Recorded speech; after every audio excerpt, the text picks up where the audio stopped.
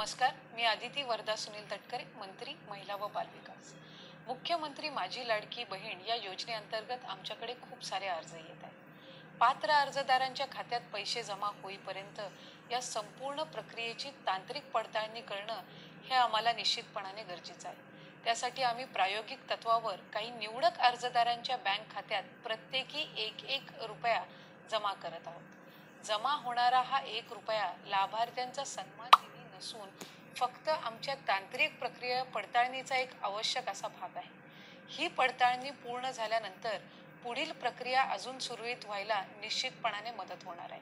अर्जदार माता भगिनींना माझी विनंती आहे की हा आमचा तांत्रिक प्रक्रियेचा एक भाग असून याबद्दल कुठल्याही प्रकारचा गैरसमज किंवा कोणत्याही अपप्रचाराला आपण बळी पडू नका.